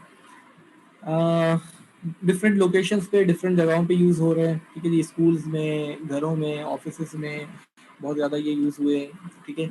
ये डेस्कटॉप डिफरेंट टाइप्स के कंप्यूटर हैं। अच्छा, इसमें भी इनिशियली हमारे पास जो है वो इस तरह का सीपीयू आता था, मॉनिटर्स के ऊपर रखा होता था। उसके बाद जो है वो टावर आ गया, ये सीपीयू टावर की फॉर्म में, ठीक है जी। तो ये भी एक बड़ा यूनिक सा था, क्योंकि एक्सटी वगैरह जो थे वो शुरू में इस तरह से थे, 286, 386, 486 में टावर पीसी आया, तो टावर आया तो टावर भी था, एक यूनिक लुक था कि साइड में रखा होगा। अब बाद में इसी को लिटा के हमने इसके ऊपर ही मॉनिटर रख दिया था। अगर मैं अपनी बात भी करूँ तो क्या साइड में रखा हुआ है, ठीक है जी। उससे फर्क नहीं पड़ता कि वो इस तरीके से हो या इस तरीके से हो, इस तरह स्पेस कम जो है वो आ, आप सिस्टम आपका ऑक्यूपाई करता है, ठीक है जी। वर्क स्टेशन वगैरह आ गए थे, स्पेशलाइज सिंगल यूजर कंप्यूटर थे, जो वर्क स्टेशन कहलाते हैं। ये डिफरेंट लैब्स में, डिफरेंट जगहों पे जो है वो वर्क स्टेशन जो है वो यूज़ होते थे, ग्राफिक्स वगैरह में यूज़ होते थे, मतलब स्पेशलाइज कंप्यूटर होते थे। जो पर्सनल पीसी थे उनसे ज़्यादा जो है वो पावरफुल थे, जो आपके ये वर्क स्टेशन जो हुआ करते थे, डेस्कटॉप सिस्टम्स। नोटबुक्स, नोटबुक में था ये कि साइज श्रिंक कर गया, ठीक है जी। वेट 3 to 8 पाउंड्स कहा जा रहा है। 3 to 8 पाउंड्स का मतलब है कि अराउंड 3 का मतलब होगा 1.5 kg से भी लेस होगा। 8 पाउंड्स का मतलब है अराउंड 4 kg से भी लेस होगा। साइज वगैरह इसका और जो है वो कम हो गया, ठीक है। ये नोटबुक्स वगैरह जो आई मार्केट में। फिर डॉकिंग स्टेशन हमारे पास आ गए। डॉकिंग स्टेशन में बेसिकली होता ये है कि एक आपका मेन कंप्यूटर है, उसको आप सर्वर कहें या जो भी कहें, या एक मेन डिवाइस है और उसके साथ बहुत सारी डिफरेंट डिवाइसेस जो हैं वो कनेक्टेड हैं। अच्छा, अब ये सारी डिवाइसेस भी हो सकती हैं, ये सिस्टम्स भी हो सकते हैं। अच्छा, ऐसा भी हो सकता है कि सिर्फ बहुत सारे मॉनिटर्स ही हों, वो इसके साथ कनेक्टेड है और एक ही सिस्टम जो है वो उस मॉनिटर को यूज़ कर रहा हो, तो इसको डॉकिंग स्टेशन जो है वो कहा जाता है। टैबलेट कंप्यूटर आ गया। चलें, अब टाइम ऑलमोस्ट ख़त्म ही हो रहा है, ठीक है जी। ये हम बात कर ही चुके हैं। हैंड हेल्ड पीसीज आ गए, इस तरह के पाम वगैरह, पीडीएस वगैरह जो आए थे। ये पाम कंप्यूटर यहाँ पे लिखा हुआ भी है, ठीक है जी। ये थे पीडीएस वगैरह थे, ये आ गए। तो चलें ऐसा करते हैं भाई, इसको भी यहीं तक रखते हैं। अभी इसमें कितनी स्लाइड्स और रह गई यहाँ हम देख लें। ओ अच्छा, चलें स्क्रीन चली गई बट अच्छा है आप लोग वैसे। तो चलें अभी इसे ऑफ करेंगे, नेक्स्ट क्लास होगी तो उसमें फिर इसे कंटिन्यू सर करते हैं, ठीक है जी। बोलिए, टाइम थोड़ा कम है। सर